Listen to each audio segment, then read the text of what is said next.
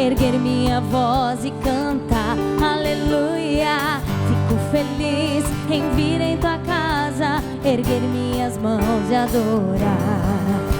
Bendito é o nome do Senhor, bendito é o nome do Senhor, bendito é o nome do Senhor para sempre. Bendito é o nome do Senhor, bendito é o nome do Senhor, bendito é o nome do Senhor para sempre. Fico feliz em vir em tua casa, erguer minha voz e cantar aleluia. Fico feliz em vir em tua casa, erguer minhas mãos e adorar. Fico feliz em vir em tua casa, erguer minha voz e cantar aleluia. Fico feliz em vir em tua casa, erguer minhas mãos e adorar. Bendito é o nome do Senhor, bendito é o nome do Senhor, bendito é o nome do Senhor para sempre.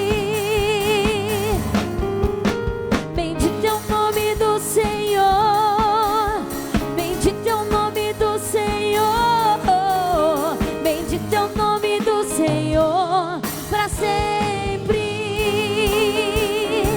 para sempre, para sempre.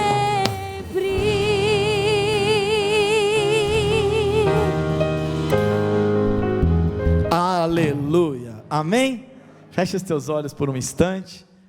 Pai, nós te louvamos e te agradecemos pelas tuas bênçãos, porque o Senhor tem sido bom para cada um de nós, tem cuidado das nossas vidas, tem olhado para os nossos corações e para as nossas necessidades. Agora, Senhor, nós te pedimos, fala-nos pela exposição da tua palavra, usa o teu servo, o presbítero Eric, Senhor, nessa noite, trata conosco de maneira toda especial, é o que nós te pedimos em nome de Jesus, amém. Recebam com muita alegria o servo de Deus, presbítero Eric, aleluia.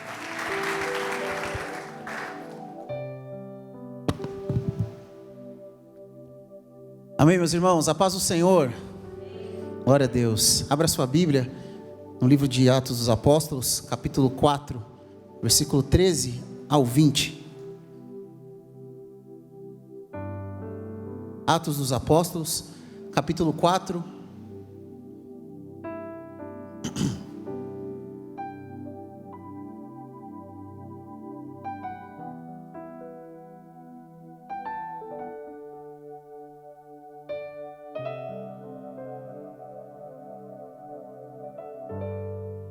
Quem achou, diga amém.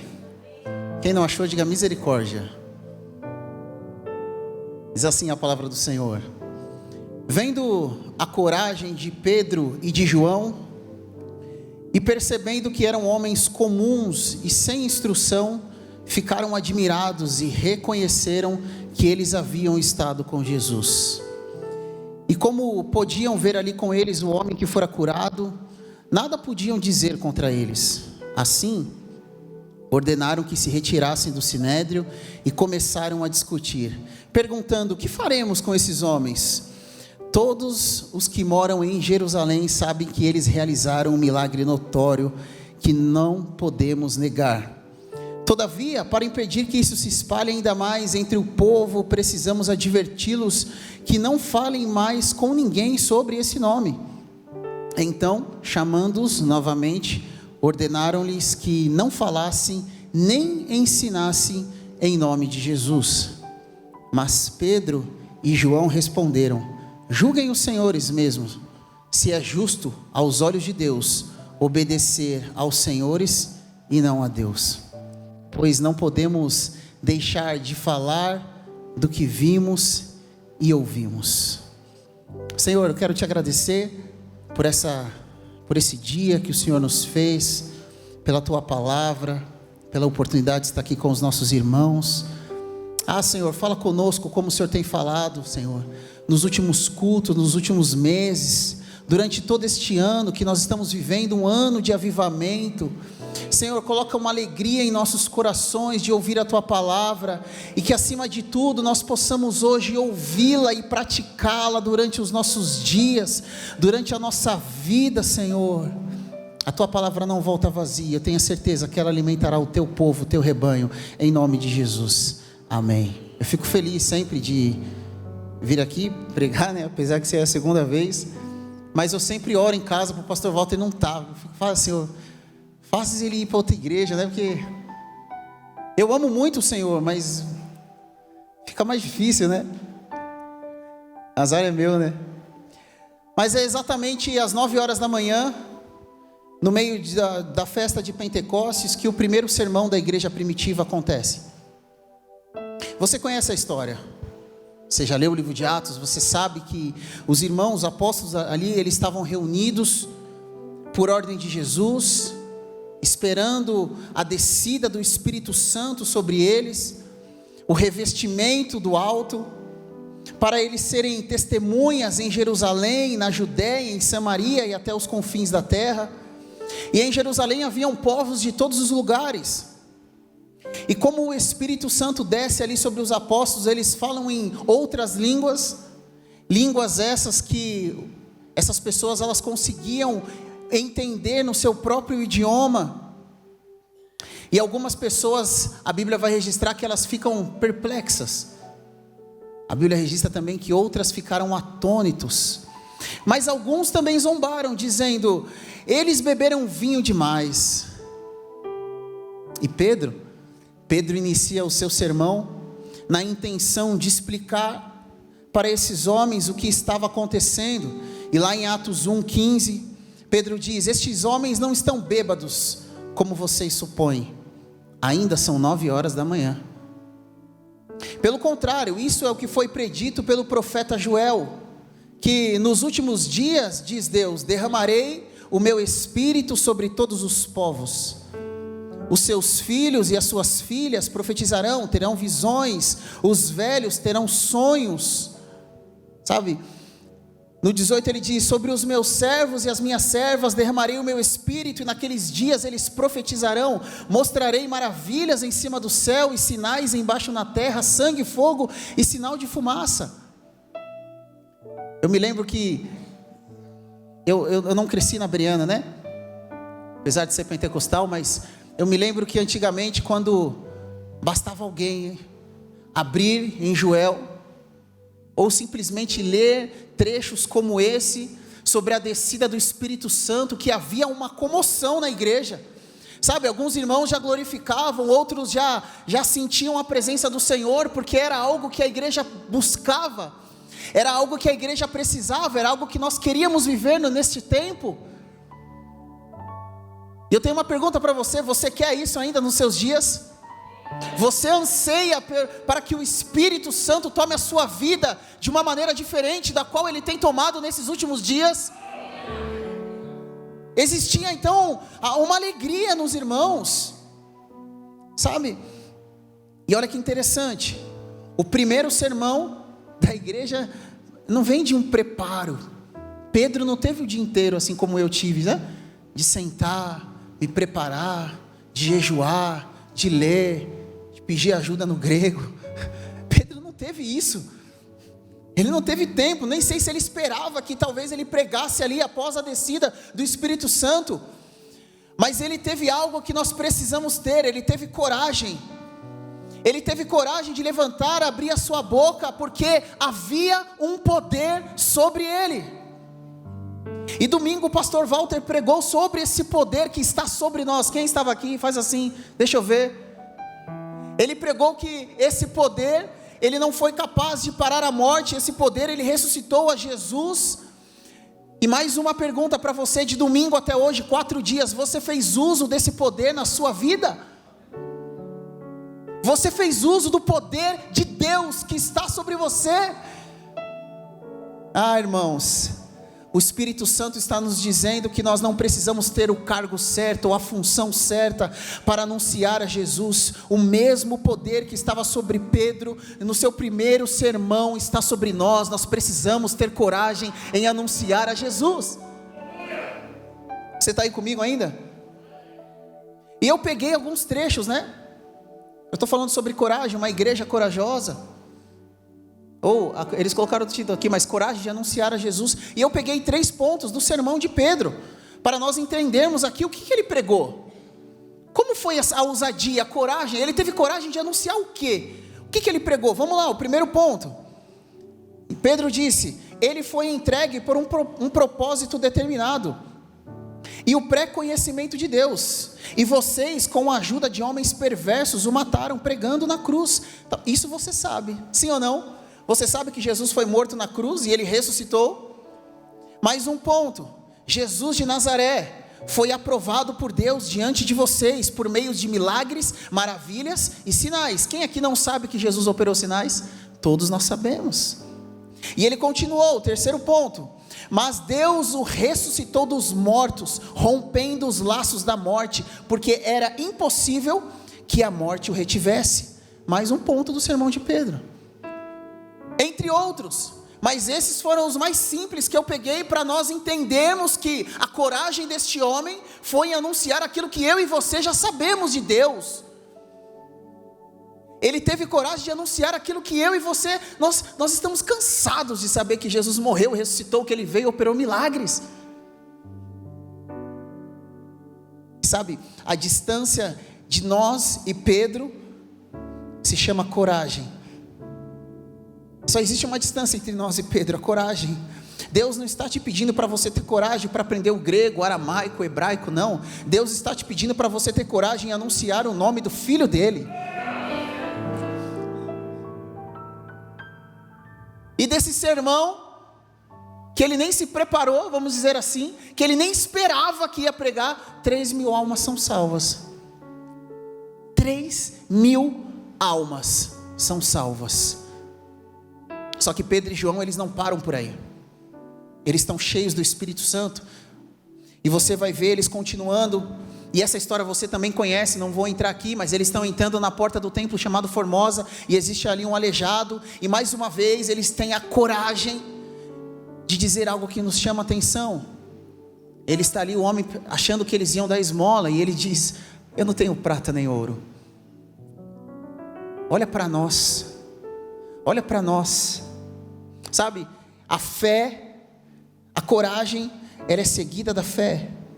Eles não tinham prata, não tinham ouro, mas eles tinham algo especial que eu e você também temos. Nós só precisamos entender e aceitar esse poder de Deus sobre as nossas vidas. Aquele que anuncia as boas novas do Evangelho, ele não carrega o que os homens esperam, ele carrega o que os homens precisam. Você não carrega o que as pessoas esperam, porque as pessoas estão esperando algo para essa vida, mas você carrega algo maior do que essa vida. Você carrega algo que pode livrá-los dos seus pecados. Você carrega o poder de Deus. Essa palavra domingo do pastor Walter mexeu comigo. Esse poder. Porque eu não sei você, mas eu não quero uma vida normal. E uma vida normal se vive assim, de qualquer jeito. Mas foi exposto para nós, foi liberado para nós um poder. Um poder, Rodrigo. Não é qualquer coisa, é um poder. O sonho de toda criança é ser super-herói, né? Quer ter poder, quer voar, é fazer as coisas. E aí quando a gente torna adulto, a gente vê que a vida não é nada disso que a gente imaginava quando era pequeno. Até a gente conhecer Jesus e saber que existe um poder separado para nós. Nós precisamos ter coragem de anunciar a Cristo. E essa cura, ela chama a atenção de alguns sacerdotes, até alguns homens que prenderam Jesus ali também estavam. E eles advertem Pedro e João. E novamente Pedro prega. Pedro prega. E novamente ele vai pregar ali o segundo sermão. Ele não esperava também, mas teve que se justificar. Ele teve que se explicar. E mais 3 pontos aqui, olha, como nós sabemos disso. Ele fala assim, ó: vocês mataram o autor da vida, mas Deus o ressuscitou dos mortos, e nós somos testemunhas disso. Ele diz aos homens: pela fé no nome de Jesus, o nome curou este homem, e vocês veem e o conhecem. E o aleijado estava ali do lado deles. Arrependam-se, pois, e voltem-se para Deus, para que seus pecados sejam cancelados. Novamente, palavras de um sermão de Pedro, que nós também sabemos. E a Bíblia vai dizer que dessa vez 5.000 almas são salvas. 5.000 almas são salvas. Na primeira 3, depois 5. E é sobre essa coragem, sobre essa intrepidez, essa ousadia, sobre crer no poder que está sobre você, que eu quero passar aqui 3 pontos de uma igreja corajosa. Você está ainda comigo aí? O primeiro ponto é coragem de anunciar a Cristo. Coragem de anunciar a Cristo. O Espírito Santo sabe que eu e você, por vezes nós falhamos, né? Nós temos diversas oportunidades de anunciar o nome de Jesus, e nós não estamos fazendo. Você não tem feito. Mas sabe de uma coisa? Pedro também falhou. Quando perguntaram se ele estava também seguindo Jesus, ele nega ao Senhor 3 vezes. Então Pedro também falha. Mas aqui, agora, ele não é mais o Pedro do passado. Agora ele tem coragem, ousadia, ele está cheio do Espírito Santo. Quais são as batalhas que você tem medo de enfrentar por causa do nome de Jesus? Quais são as batalhas? Quais são os desafios que nós temos corrido de anunciar a Cristo, que morreu e ressuscitou pelas nossas vidas? Nós estamos diariamente expostos a pessoas que ainda não conhecem a Jesus, só que nós estamos dando passos atrás, em vez de dar passos para frente, em anunciar o Jesus que salvou as nossas vidas. Só que desde o passado nós podemos ver homens enfrentando seus desafios, em anunciar a Cristo e saindo vencedores. Nós vamos ver Davi de frente com Golias: tu vem contra mim com espada e com lanças, mas eu vou contra ti em nome do Senhor dos Exércitos. Ele anunciou o poder de Deus. Josué já tinha entrado em Canaã, mas havia ali um povo idólatra, da qual ele precisava enfrentar essas pessoas, e ele diz: vocês querem servir aos outros deuses? Vão, porém eu e a minha casa, nós serviremos ao Senhor. Daniel, sai um decreto do rei Dario, que durante 30 dias ninguém poderia fazer outra petição a qualquer Deus, a não ser ao rei, e ele orava 3 vezes ao dia, e ele ora, e ali os conselheiros do rei deduram Daniel, ele é jogado na cova dos leões. No outro dia o rei vai preocupado, porque gostava de Daniel, sabia quem era Daniel, e ele chega falando: ó, vive, ó rei, o meu Deus enviou os seus anjos e fechou a boca dos leões. Ele anunciou a Jesus nos seus maiores desafios. Sabe, às vezes a falta de coragem é pelos desafios que surgem à nossa frente. É aquela pessoa ou aquele chefe que nos intimida muitas vezes, parece que não vai nos ouvir. Mas todas as pessoas que se dispõem a anunciar a Cristo enfrentam dificuldades. Elas enfrentam dificuldades. Alguns são gigantes, outros são decretos, o Sinédrio, Roma, o que for, nós enfrentamos as dificuldades. Agora são as ideologias que estão contra nós para anunciar a Jesus. Mas não se esqueça que o poder que te dá vitória é o poder que venceu a morte, é o poder que ressuscitou a Jesus dos mortos. Esse é o poder que está sobre nós. Os apóstolos estavam cheios do Espírito Santo, por isso Deus salvou vidas. Por isso vidas, diariamente a palavra vai dizer que vidas eram acrescentadas no número dos salvos. Davi estava cheio do Espírito Santo, e ele não estava só quando ele derrubou Golias, mas ele também estava cheio do Espírito Santo quando ele tocava a sua harpa e o espírito maligno de Saul saía. Quando Naamã, quem sabe a história de Naamã aqui? Ele vai até o rei de Israel, com cartas do rei da Síria. E o rei de Israel fica tremendo, ele fala: meu Deus, o que eu vou fazer? Eles estão querendo briga comigo. Correu do desafio, né? Mas havia um profeta em Israel. Havia alguém que não fugia dos seus desafios. Havia alguém disposto e interessado a mostrar e demonstrar o poder de Deus que estava sobre ele. E o profeta Eliseu diz: manda ele vir para cá. Manda ele vir aqui para que ele saiba que há profeta em Israel. Ah, meu irmão, quantas pessoas, hein? Não precisa nem muito longe, mas nossos familiares, quantos estão precisando de algo? Funcionários, amigos, irmãos, e nós temos feito igual o rei de Israel. Ah, meu Deus. Mas a partir do momento que você se posiciona, mas a partir do momento que você tem interesse em demonstrar o poder de Deus, esse poder, ele se manifesta sobre a sua vida.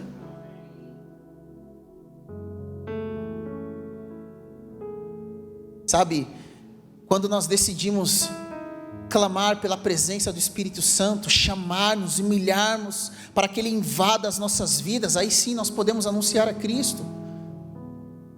Como eu disse, os apóstolos estavam cheios do Espírito Santo. Davi, Eliseu, Daniel eram homens que tinham a presença do Espírito Santo. E você quer saber se uma pessoa é cheia do Espírito Santo? Temos diversas maneiras biblicamente de ver, mas uma delas que serve muito para o nosso tema é se essa pessoa ela imita Jesus. Paulo disse em 1 Coríntios 11:1: sede meus imitadores, como eu sou de Cristo. Um dos sinais para você entender isso é se você imita os passos de Jesus. Olha um exemplo, lá em Mateus 7:29, Mateus relata assim: porque ele, Jesus, as ensinava como quem tem autoridade, não como os mestres da lei. Perceberam que no versículo 13 que nós lemos, como eles identificaram que Pedro e João eram discípulos de Jesus? Vai dizer assim, versículo 13: vendo a coragem de Pedro e João, e percebendo que eram homens comuns, igual eu e você, trabalha o dia inteiro, vem para a igreja, suado, cansado, não toma banho, está com fome, né? Não almoçou direito, teve aquela reunião chata, homens comuns, alguns sem instrução na lei. Aqui ele está falando de lei, não de educação, igual nós, alfabetizados. Eles ficaram admirados e reconheceram que eles haviam estado com Jesus. Foi pela coragem. E eu acabei de fazer um curso intensivo de grego aqui com o pastor Walter antes de subir. Eu precisava tirar a dúvida, porque eu peguei a palavra no grego, a tradução, só que eu não sabia falar, né, pastor? Parresia, acertei? E essa palavra intrepidez ou coragem, no grego é parresia, que significa ousadia, e a tradução dela é liberdade em falar, franqueza na fala. Quem fala abertamente, francamente, sem segredo, sem ambiguidade, sem o uso de figuras ou comparações, com confiança aberta e destemida, coragem entusiástica, audácia, segurança. Ou seja, Pedro foi firme no seu discurso. Ele morreu, ele ressuscitou, e eu sou uma testemunha viva dele. É por isso que as vidas foram salvas. Não há dúvidas da nossa pregação em nome do Senhor. Não há dúvidas, não podemos sair daqui com dúvidas do que nós precisamos anunciar para esse mundo. Ele morreu, ele ressuscitou, ele está vivo. O evangelho basta, irmão, a Bíblia basta, sabe? Eles não eram considerados homens letrados, com instrução, mas Jesus não pede homens letrados e mulheres letradas. Jesus pede homens com coragem. Jesus não está preocupado com isso. Jesus está preocupado com a sua coragem, com a sua fé, com a sua disposição em anunciar a Cristo. Deus quer fazer sinais em nosso meio, e os sinais, a Bíblia diz que eles seguiriam os que creem. E eu vou fazer a minha versão aqui: os sinais seguem os corajosos. Os sinais seguem os corajosos. No versículo 14 do 4, nós vamos ver que, e como podiam ver ali com eles o homem que fora curado, nada podiam dizer contra eles. O sinal estava ao lado de Pedro e João. O milagre estava ao lado de Pedro e João. Os sinais seguem os corajosos. Eu cresci com um irmão que está aqui, o Cauê, meu amigo de infância. A gente estudou junto, cresceu junto. Assim, ó, jogava bola, tudo. Há 2 anos atrás, mais ou menos, ele ainda não era convertido. E aí eu evangelizei, preguei para ele. Falei, vamos lá na igreja. Estou indo em outro lugar, tal. O tempo passou. 1 mês e meio atrás, né, Cauê? 1 mês atrás. Meu WhatsApp chega, o Cauê. Eric, qual é a melhor versão da Bíblia para eu ler? Eu falei, veio de mão beijada assim? Sério? Eu falei, irmão, usa essa daqui e tal, não sei o que. Mandei a foto para ele, essa daqui você vai entender melhor. E falei, mas domingo tem culto, vamos, eu passo aí na sua casa e te busco. Vamos. Ele veio para o culto. Sentamos aqui, o pastor pregou, terminou o culto. Eu falei, Cauê, meu amigo, você já aceitou Jesus, já confessou Jesus como seu Salvador? Eu não entendi muito bem ainda como é isso. E a gente estava ali no saguão, e aí eu comecei a explicar para ele sobre salvação, sobre os pecados, que ele precisava confessar Jesus. Abri o texto lá de Romanos, expliquei, falei, irmão, você quer fazer a oração agora? Eu chamo ali o pastor agora, arranco ele dali. Ele, quero.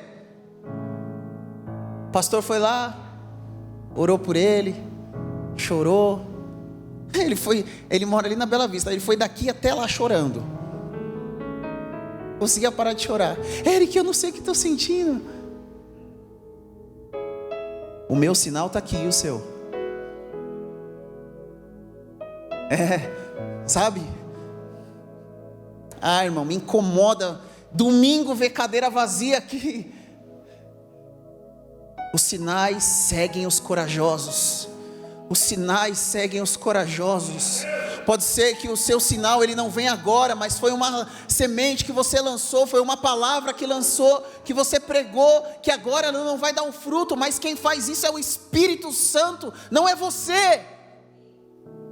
O nosso papel é pregar. Você está aí comigo? E agora eu quero que você aplaude ao Senhor, porque Ele vai se batizar.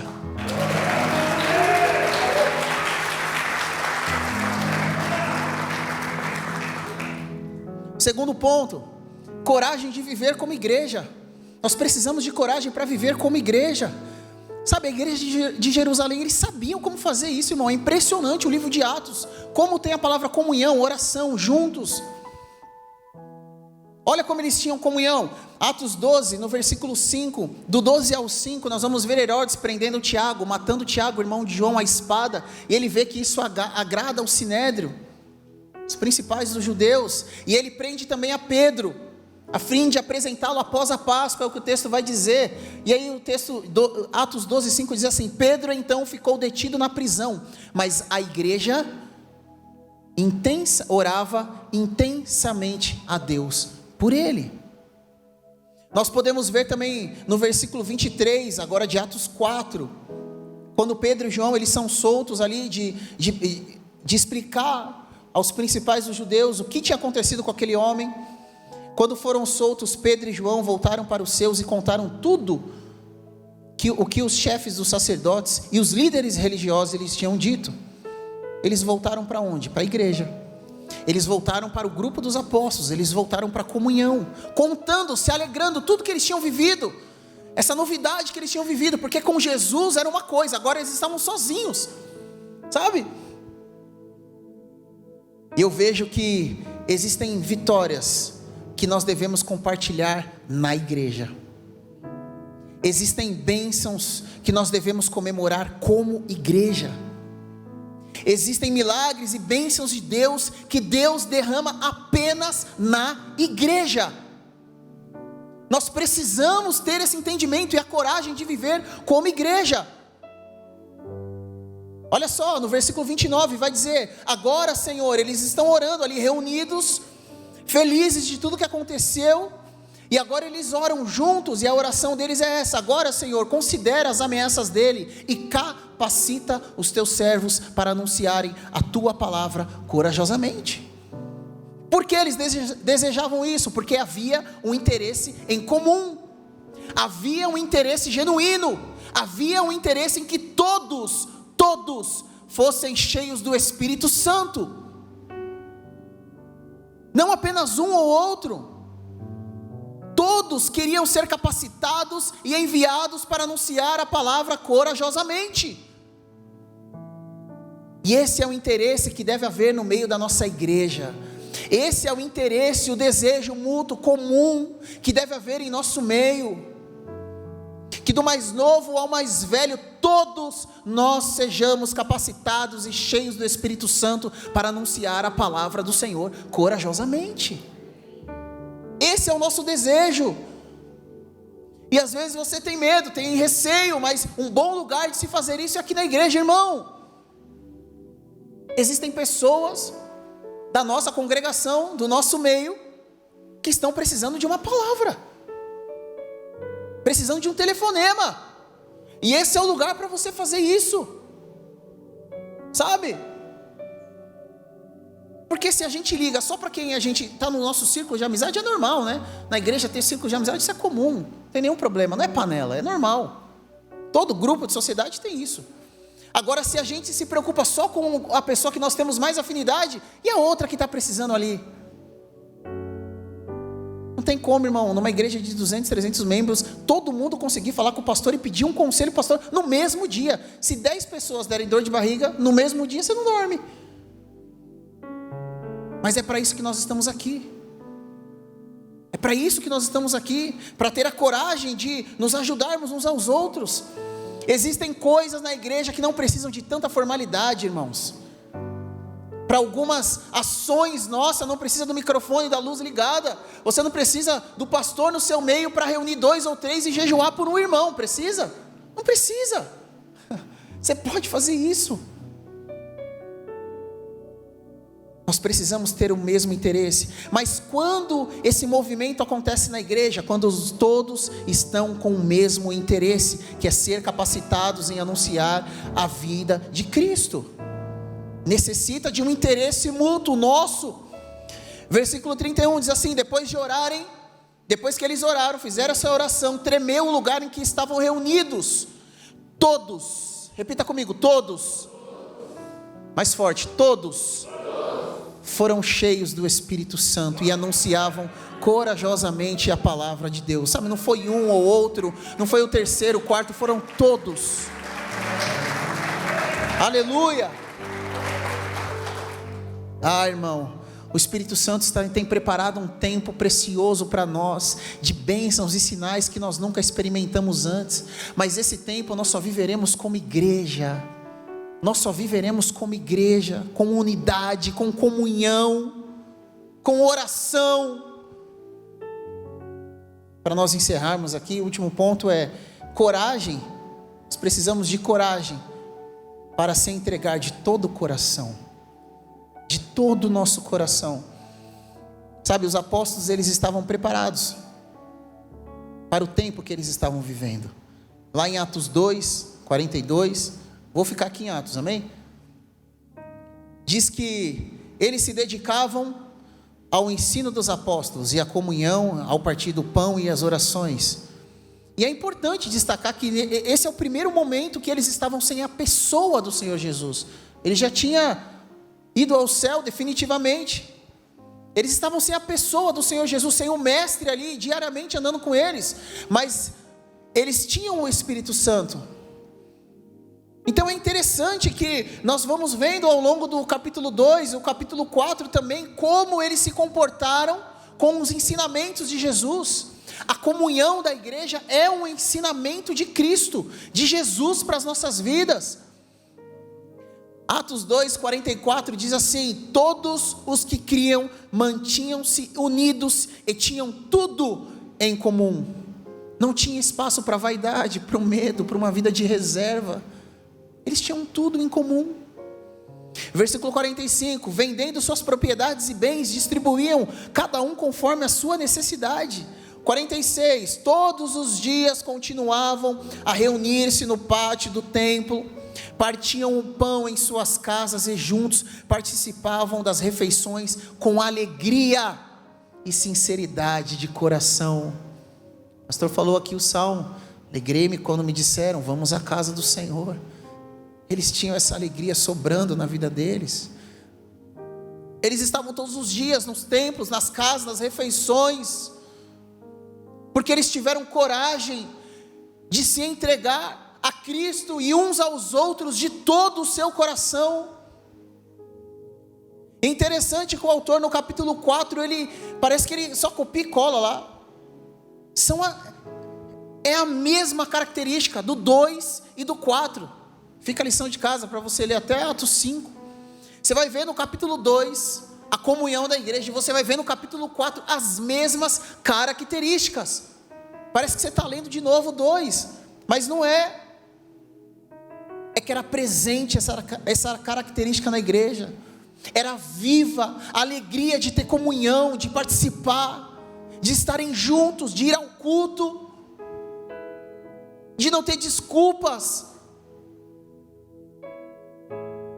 Atos 4:32 vai dizer: da multidão dos que creram, uma era a mente e o coração.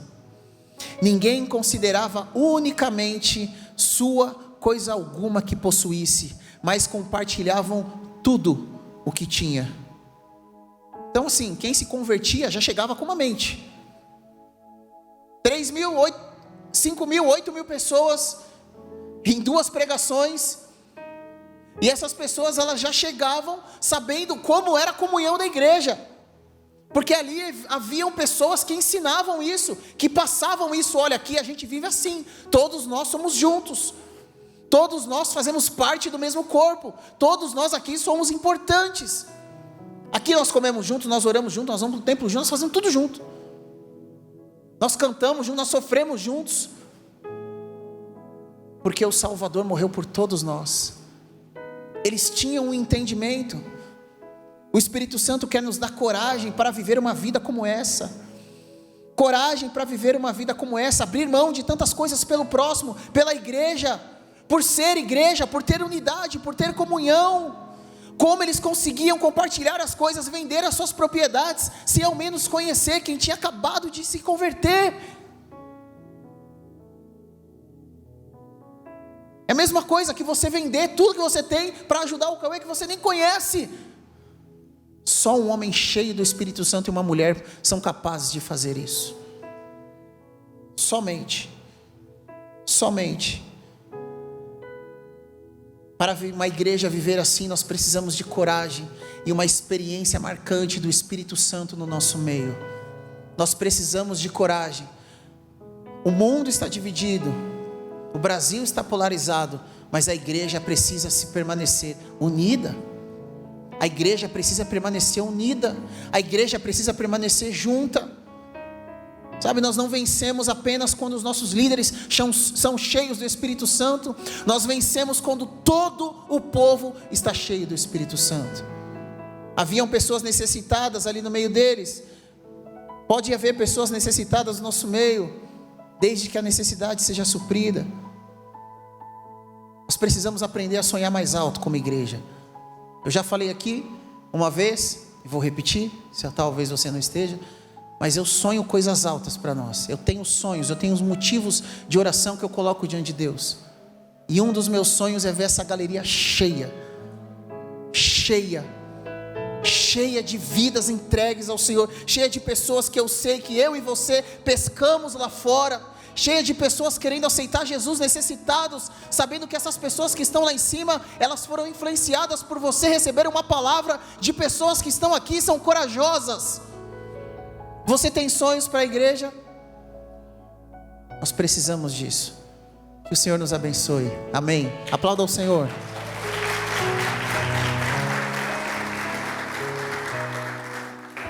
Aleluia, glória a Deus. Quantos foram alcançados nessa noite de forma muito especial e poderosa?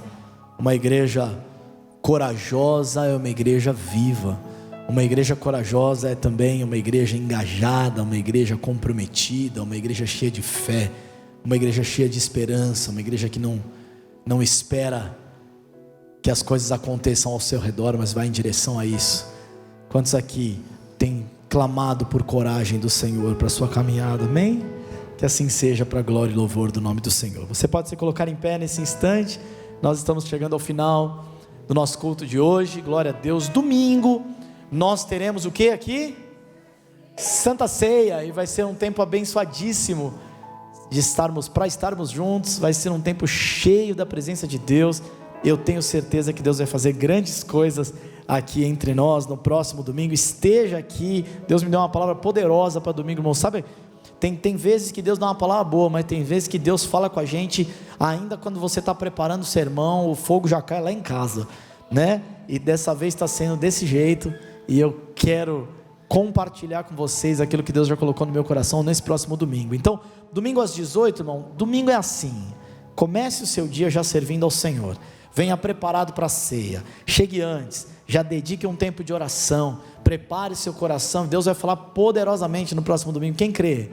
Aleluia, amém. Bem, nós temos aqui alguns pedidos de oração pela saúde da Laurinha, da Elza, do Samuel, do Eduardo, do Davizinho, filho da pastora Vilma e do pastor Felipe, também o Osvaldo, a Dominga, a Carmelita, a Luciene, o Lucas, a Aline e a Sâmila, a Camila Gropo, a Dalva, a minha avó Aparecida Previtali, também a Libe e a Alice. São pedidos de oração que chegaram aqui. Talvez você tenha algum pedido de oração também. Se você tem, levante apenas uma de suas mãos e manifeste seu pedido. Deus conhece.